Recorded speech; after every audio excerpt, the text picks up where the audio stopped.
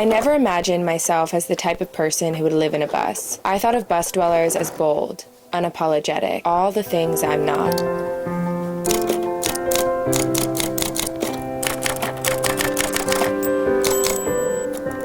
I myself have been living in a big white van the last 3 years. It's the type of van that's most common to live in. It doesn't demand as much attention, doesn't stand out. At first glance, it could even be a commercial vehicle or passenger van. And I'll admit, I've always kind of liked lurking in the shadows.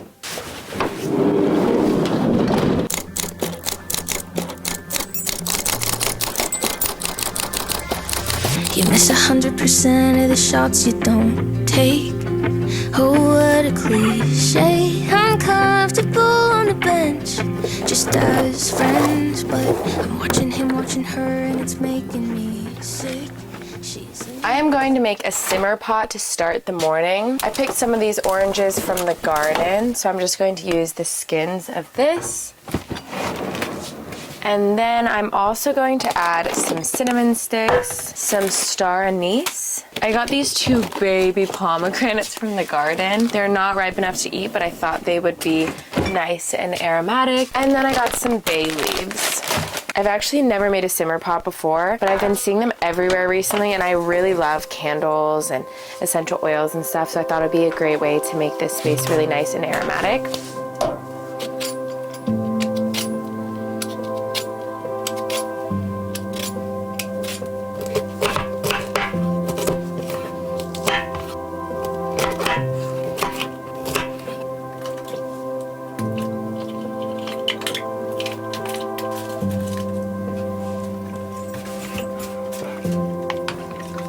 A lot of you guys already know this, but the reason I'm living in this van right now is because a couple months ago, I didn't know where I was going to live, and I got a voicemail from my friend Rachel. Hey Sarah, I know you're selling your van soon and you're not going to have anywhere to live for a little bit, and I really need someone to watch my bus while I'm in Thailand, so you want to move into the bus?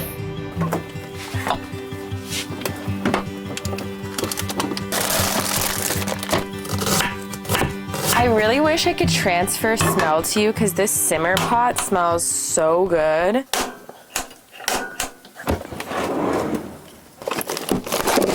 But I am getting very hungry, so I'm going to make some brunch. We're gonna do Soyrizo tacos. I'm just gonna add a bunch of veggies. Whenever I use Soyrizo, I don't really add a lot of spices, honestly, because I just feel like the Soyrizo packet itself is so flavorful. These pots and pans are Rachel's, and they're supposed to have this handle that attaches to it, and I cannot find it for the life of me. So I'm just using it without the handle, but it'll still work. There are so many bees in here, guys. I do not understand why they're swarming the bus so much. Whether you get a bus or a van, you guys need bug screens. I went 4 years without it, and there's just certain areas where you really need it. Anyways, so Soyrizo tacos are done. I topped it off with avocado and the cilantro chili bitchin sauce. Bitchin sauce is like my addiction. I put it on everything. My food, not yours. Focus. Focus.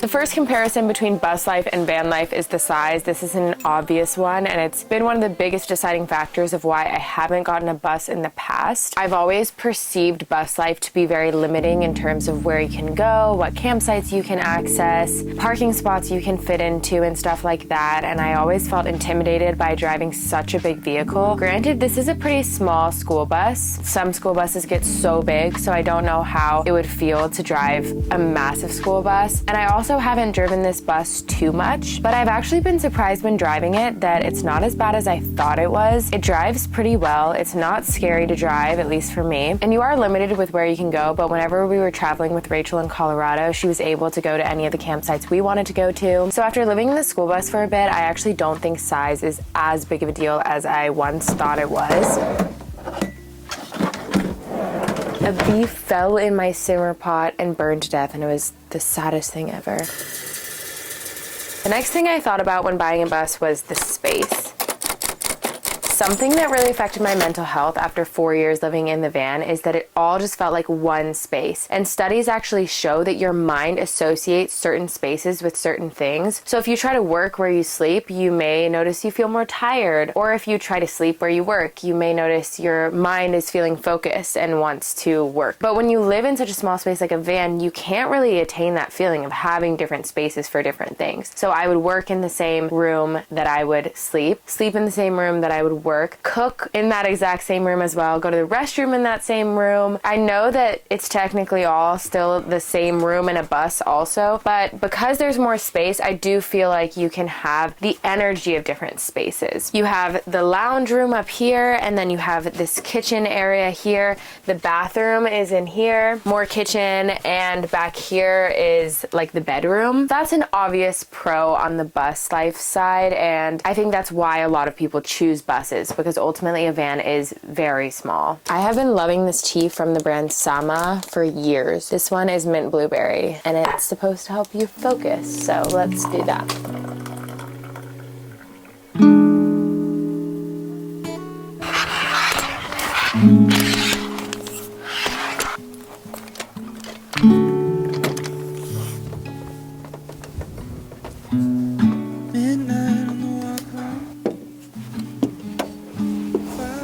Gosh, this is such a good view.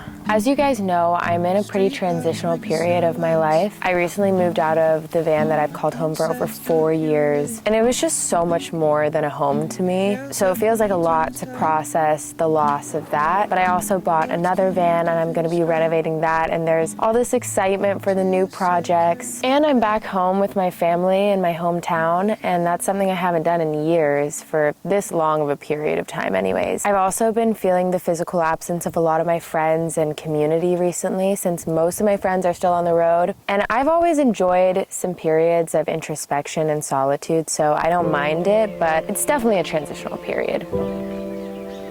Something that I've recently implemented in my daily routine is getting personalized astrology readings through the app Yodha. With this app, I have 24/7 access to over 200 Vedic astrologers who help answer my questions and provide guidance. You can ask a variety of questions, ranging from questions about love, your life path, money, career, or family. I have recently been asking a lot of questions about my life path. Everything is changing all at once. How can I keep myself together through it all? This answer actually helped so much, and the craziest thing is they actually said at the end that I may have faced issues in my emotional aspects in 2019 to 2020, and guys, that was the most emotional year for me. It's actually crazy that they said that, but they added a lot of guidance in the future as well, like what may happen in 2024, 2026, and even 2028 based on my chart. If you also want to try Yodha, I have a discount code for you guys. If you put hashtag sarahyakbusiness in the chat, you can get answers from the best astrologers, and they're also giving you guys a free question, so definitely go check out the link in my description to learn more. It feels so shaky. Oh my gosh.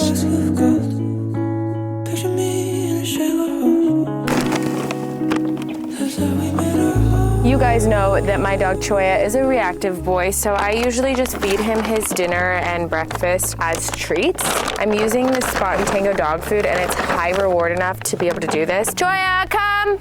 Good come. The one major downside, in my opinion, to a bus is stealth. It's just so obvious that someone is living in a bus that looks like this. Whereas with my van, I feel like you can kind of blend in. I mean, it's not the most stealthy van ever. There's solar panels on the roof and a fan and things like that, but it's still a lot more stealthy than a bus like this. From traveling with friends that live in various different vehicles, I have learned that there's like a hierarchy of how you are treated, kind of, based on how stealthy you can be in cities. So if your rig is more noticeable and it stands out more, you're more likely to get parking tickets, you're more likely to get hassled by neighbors, you're more likely to get the knock, and those are all things I really don't like. And even though I don't spend too much time in cities, it's inevitable you have to go into cities sometimes to get groceries, do errands. Good boy. Spin. He only does spin one way, and I keep trying to teach him the other way to do it. Spin. Good boy. Shake. Yes. Middle. Good boy. Cholla, heel. Good heel. Good boy. It's a rainy day today, so I went to my parents' greenhouse because I am going to make a harvest basket for Tori's family. I have these egg cartons, so I think I'm going to paint a little Merry Christmas decor on the top of them. I also wanted to talk about gas when it comes to the van versus the bus, because I feel like that's a really big deciding factor of which rig you would get. From my understanding, the gas mileage in a van tends to be better than the gas mileage in a bus. Obviously, it depends what bus you get. For me, that actually is a big plus on the van side because I do travel all around the country. I've even been all the way down to the southern tip of Baja California, Mexico, and I'm curious what the cost difference would be. I can imagine that it would add up to a significant amount.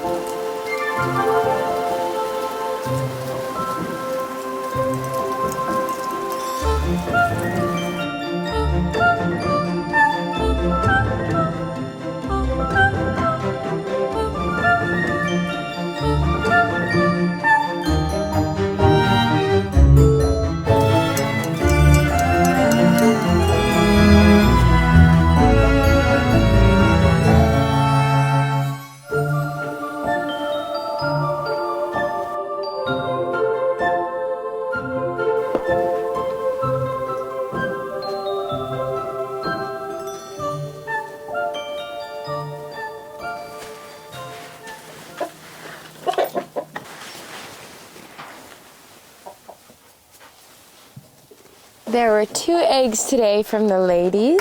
I actually don't eat my parents' chicken eggs. There's a video by Earthling Ed about backyard eggs, and that basically encapsulates all the reasons why I choose not to eat eggs. But I do think it's a great gift for people that are already eating eggs, and they're probably going to continue eating eggs like Tori's family, because these are so much more ethical than the ones from the grocery store that they're buying from. So I'm gonna go put them in the little egg carton, but before I do, I wanna talk about maintenance. I have never gotten this bus maintained or fixed. Obviously, it's not my bus, it's my friend Rachel's bus. So I only have experience from the van side of things, but so far it's been pretty easy to get parts for my van. I do most of the maintenance myself, like all of the oil changes, and I've changed out the brake pads, and it's been pretty affordable for the most part. From what I've heard, it is harder to get a bus maintained and a little more expensive. So again, I don't know if that's true, but if it is true, that's a point for van life, and I could imagine that it would be true. But anyways, let's finish making these harvest baskets.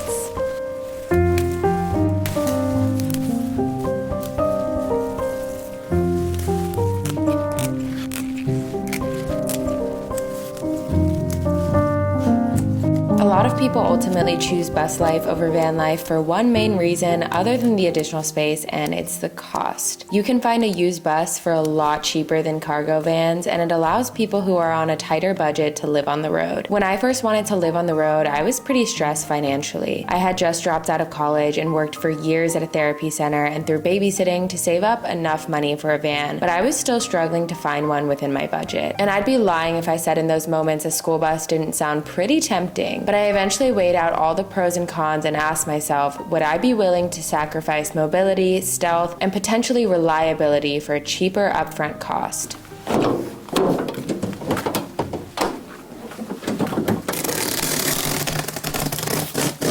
Even though I've had so much fun living in the school bus, I have still settled on van life, and this is my new van. I'm actually gearing up to start installing solar for next week's video, so stay tuned for that. I thought I'd unpackage it right now just so I can see what I got going on here.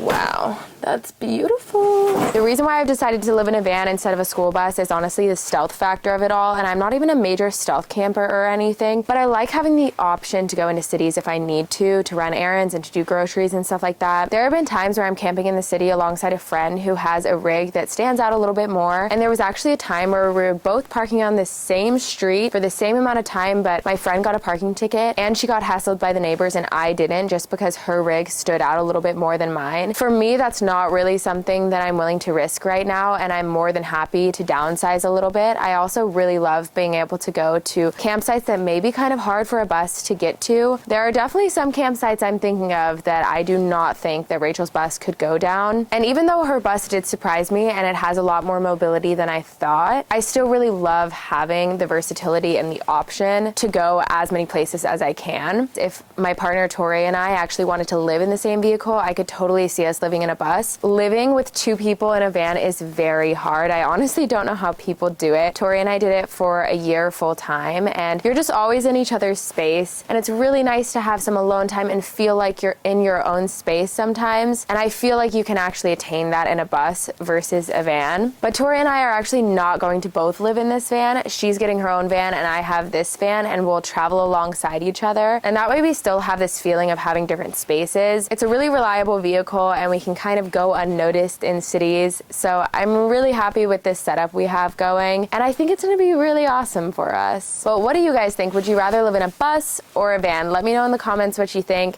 and I'll see you guys next week on Sunday. Bye!